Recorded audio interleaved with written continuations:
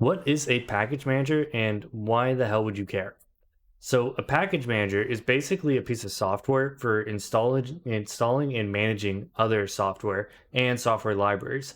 So, most Linux based OSs come with one officially for that OS. So, Linux OSs like Ubuntu and Debian and Arch, they all have their package manager that you install. Basically, you should be installing all of your software for that OS using that package manager and managing all of the software on that OS using that package manager. Most programming languages also have a package manager that is mainly for installing software libraries that you would use with that programming language.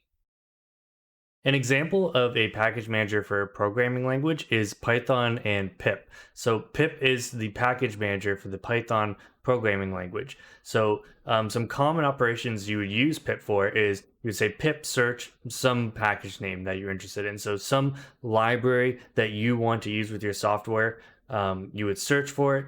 Then you would use pip install the package name to install it, and you can do stuff like pip install upgrade to upgrade those software packages. So having this package manager for a programming language, it makes the programming language way more powerful because now you don't have to rely on just the code that was given to you when you install, say, the Python interpreter. So not just the standard libraries, but if people want to build their own libraries, like the community of Python programmers, if they want to build their own libraries and make it available for other people to use, then other people can install those libraries through pip as they need them. An example of a package manager for an operating system would be Ubuntu and apt. So apt is the package manager for really any Debian-based Linux system, but the most popular Ubuntu Linux-based operating system, or one of the most popular Linux-based operating systems, uses apt as well. So you can search, say, for any sort of software you want to install using apt cache search what you want to search for. So you could search for something like LibreOffice, which is one of the many replacements for Microsoft Word that Linux has. So you apt cache search for it, and then you can install it with apt get install LibreOffice, right? Or whatever it says the package name is actually called when you search for it. And then if you wanted to upgrade, let's say like all of the packages on your system, you could do apt get upgrade. And there's even commands for upgrading the system specific packages and stuff like that as well. Now, you might be saying, well, I don't use Ubuntu though. I don't use a Linux operating system at all. I use macOS and Windows. What are the package managers on those? And some people would argue that, oh, the App Store and the Microsoft Store, those are the official package managers of Windows and macOS, respectively. But they're not really package managers, they're really more stores. They, for one thing, they don't really do much to help you maintain what you've installed in any sort of way, like manage them, like do installation or check how much space they're taking up or where things were installed and stuff like that. So I wouldn't really consider them package managers. In reality, there are no official package managers for the two biggest OSs or biggest consumer OSs, Mac OS and Windows. Chocolatey, at the time that I'm making this, 2020, is the most popular third-party package manager for Windows, the missing package manager for Windows. To install Chocolatey, we're going to go to chocolatey.org and we're going to click this install now button at the right and scroll down. So it's going to give you some instructions to installing Chocolatey. It's not going to be completely straightforward, but we can get through it. So what we're going to have to do is we're going to have to copy and paste this command into an administrative shell. So we're going to have to open up PowerShell in administrative mode. So hit the Windows button and type in PowerShell. And now press Control Shift Enter to open it up. And you'll see that it should give you, this should pop up, the user access control here. Okay. Unfortunately, I can't show that, but it should pop up with administrative access control. Just click yes. And now we can enter in our command. So paste that command that we copied from here and hit enter.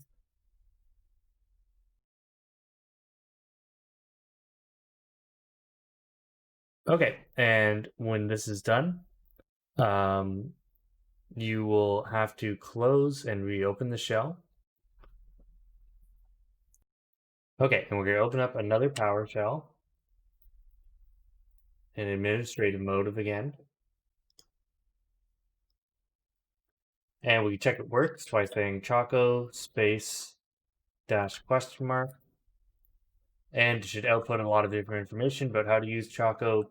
In particular, scroll all the way up to the top. So these are the main commands you're going to want to use with Choco. So stuff like install to install a package, find to try and find package, list to list different packages. So let's try Choco find GNU plot. Let's search for, see if there's a GNU plot package. And yes, there is. So you see, found a few things, but this first thing is definitely what we want. It's just GNU plot. So let's try Choco install GNU plot.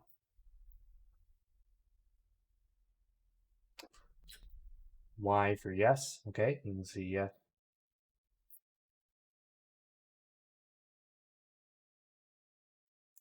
A lot of the time after you install things, see the path variable changes. So the easiest thing to do is just quit and go back in it before you could use whatever you install. Go back into the PowerShell.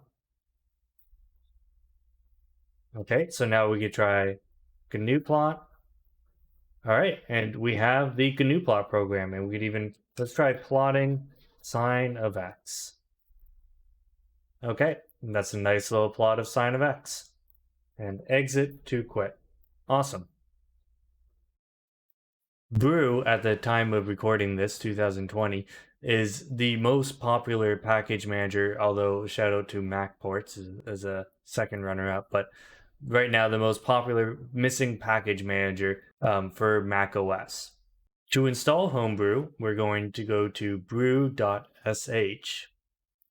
And we're going to copy this command here and paste it into our terminal.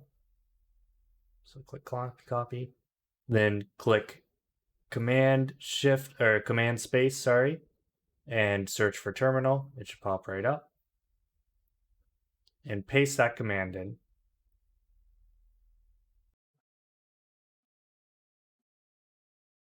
Enter in your password. It won't appear as you're entering it in, so this is just the password to use to log into your computer.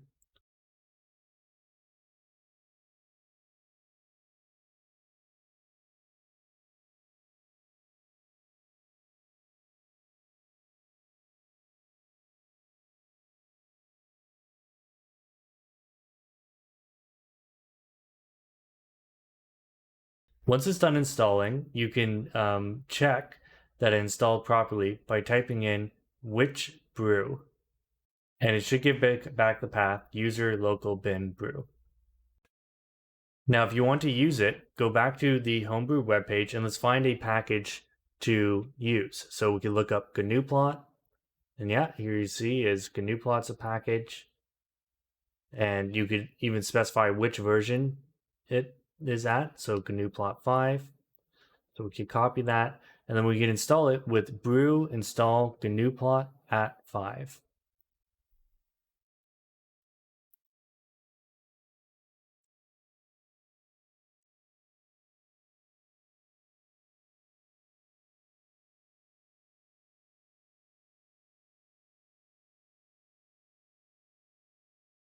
Once that's done installing, you can check where it installed with which GNU plot, and you'll give the install location.